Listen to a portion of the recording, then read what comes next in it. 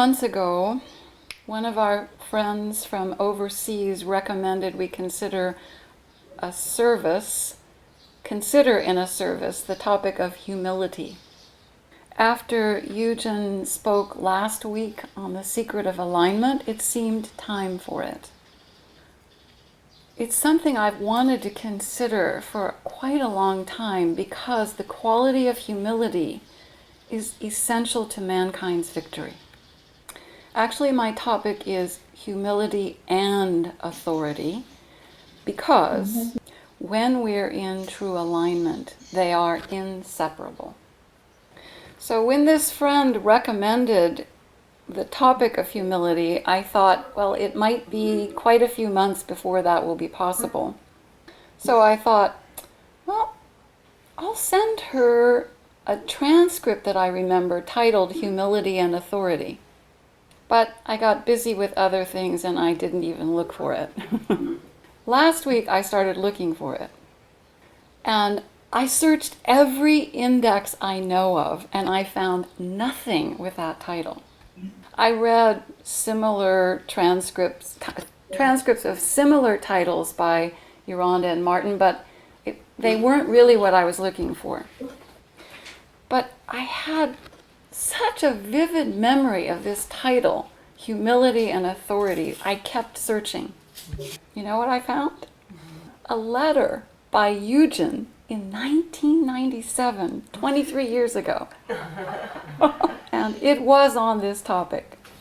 So I'm going to share a few highlights from his letter. The spirit of truth and of this program is really one of authority through inner yieldedness. Where I have observed the finest examples of spiritual leadership, there was always simultaneously the attitude of deepest yieldedness. I, of my human self, can do nothing. So at that time in 1997, many in the emissary program were feeling a great vacuum from the death 10 years earlier of the primary leader, Martin. So in this next part of his letter, Eugen is addressing a trend that was emerging through people then. It is true that the false humility of remaining forever in a dependent and adoring mode must pass away if there are to be spiritual adults.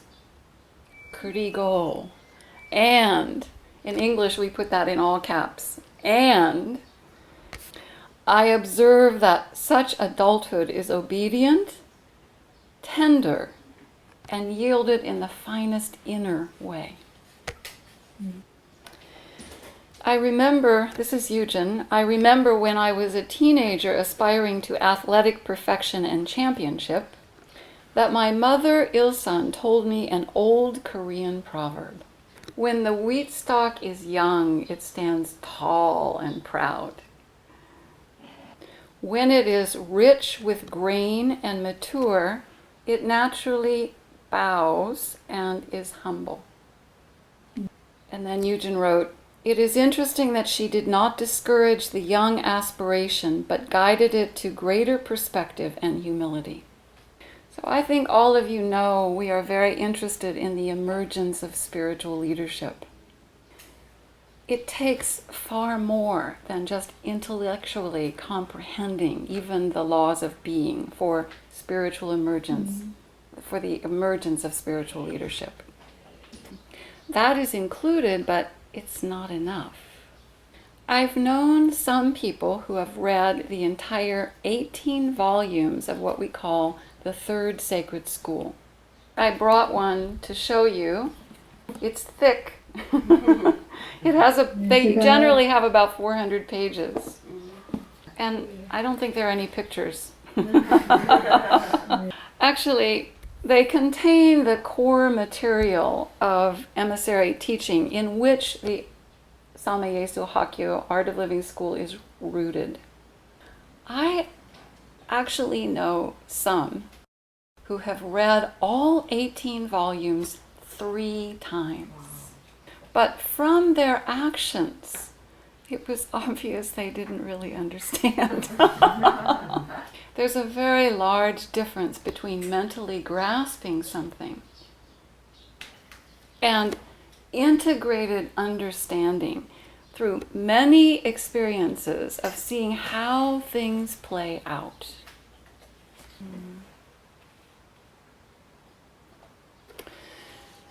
So one way I learned the inseparable nature of humility and authority was through my mentor, Tom. So I'm going to share in this service a couple of kind of true stories that hopefully will help you understand more deeply humility and authority. So the first story happened just 2 years after I met my mentor, Tom. And it was something that taught me so much because of his trust and humility. One of the young men in our small center became interested in the emissaries through meeting Tom.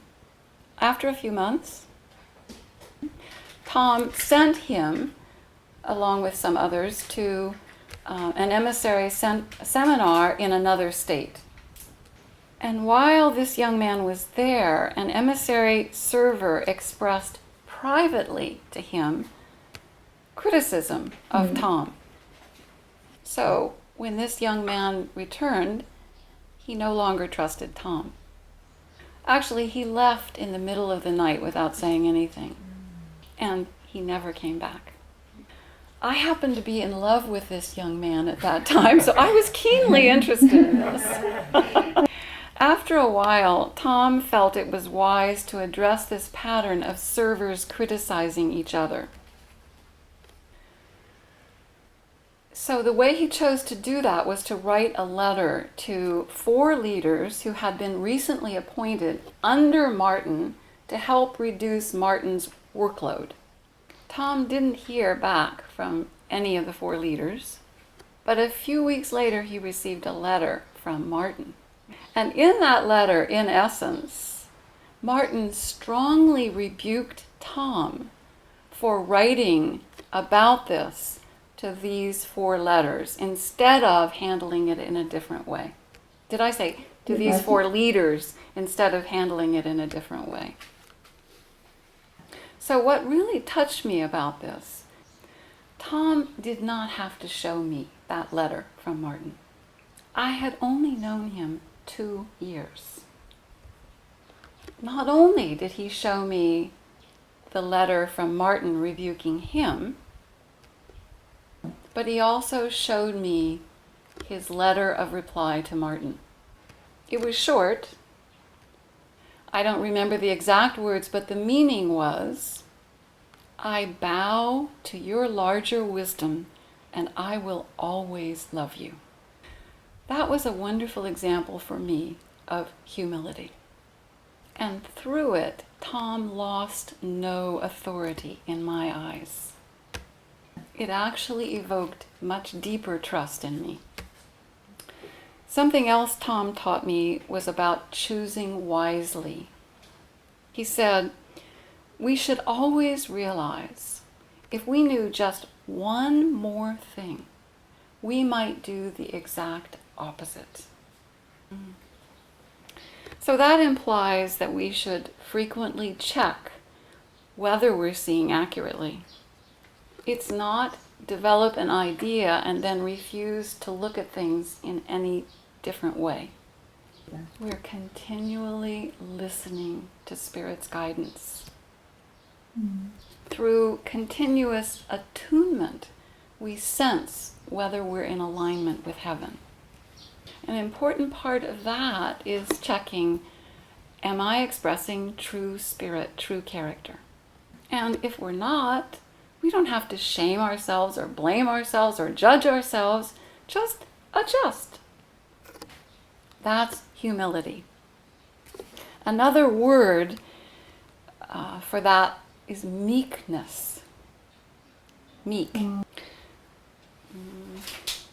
There are many definitions of meekness, but the meaning we have for it is teachable, willing to learn. So this kind of flexible listening for Spirit's guidance is quite different than most people's habits. And it takes time to retrain our minds and hearts to this new way of function, which briefly is being guided by Spirit versus our heart and mind. But the trick is, it's through heart and mind that we perceive Spirit's guidance. So what we need to develop is a deeper discernment of whether the impulse is from Spirit or from externals. So externals means circumstances, reactions, habits, desires, crystallized thinking, 등등. So another story that I want to tell, where I learned that humility and authority are inseparable when we are in true alignment, was in February 1996.